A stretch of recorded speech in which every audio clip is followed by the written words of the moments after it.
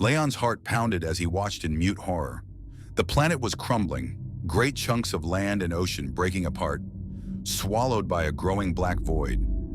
Firestorms raged in its atmosphere, a last dying breath before the world was no more. Then, with one final implosion, Earth was gone, nothing but dust and memories. He clutched his head, pain lancing through his skull. Why was I in cryo? What happened? The answers eluded him, lost in a fog of fractured thoughts. He was a space marine. He knew that much, but everything else felt hollow, empty. Shaking off the confusion, he staggered forward, stepping into the ship's corridor.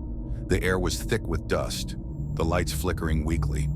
A chill ran down his spine as he saw them. Powered-down androids, their metal bodies slumped lifelessly against the walls.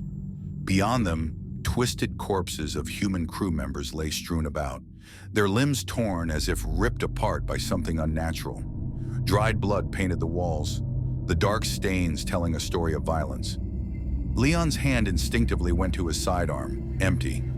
His boots echoed through the empty halls as he pressed on. Something happened here, something terrible. His breath hitched when he saw the small, rusted holotape lying next to a severed arm.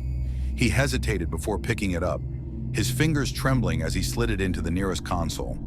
The static-filled screen flickered before a voice crackled to life. Project Icarus was our final hope. Leon frowned, watching as grainy images filled the screen. It all started with a boy, Dios, lonely, broken. He called out, and something answered. A being beyond comprehension, a Shikigami named Chiron. The images shifted, showing an emaciated, otherworldly figure with piercing black eyes, its body twisting like shadowed smoke. Chiron fed on the boy's pain, fused with him. They became one, and in their unity, they ruled. For 200 years, Earth was nothing but a feeding ground for Chiron's dark masters.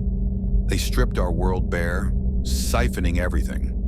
When we tried to resist, we were crushed. Leon clenched his fists as more footage played. Bodies piled high, cities reduced to dust, humanity enslaved. We built this ship to escape, to survive. We put our best soldiers in cryo. If you are awake now, then Earth is gone. You are all that remains. Then a faint voice, low, weak, almost broken. Leon! The recording ended abruptly. Silence pressed against him. His breath caught. System rebooting, core functions, stabilizing. It was the ship's AI. Leon turned sharply, his pulse quickening.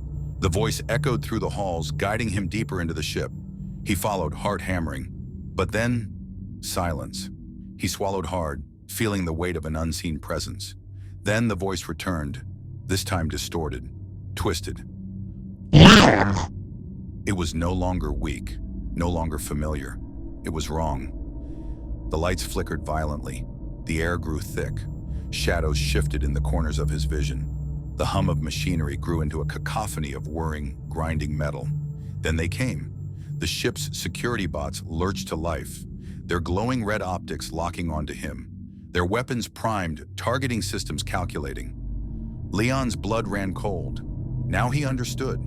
There were no survivors, no crew left to greet him. The ship had been waiting for him. He turned and ran. His only hope was the flight deck.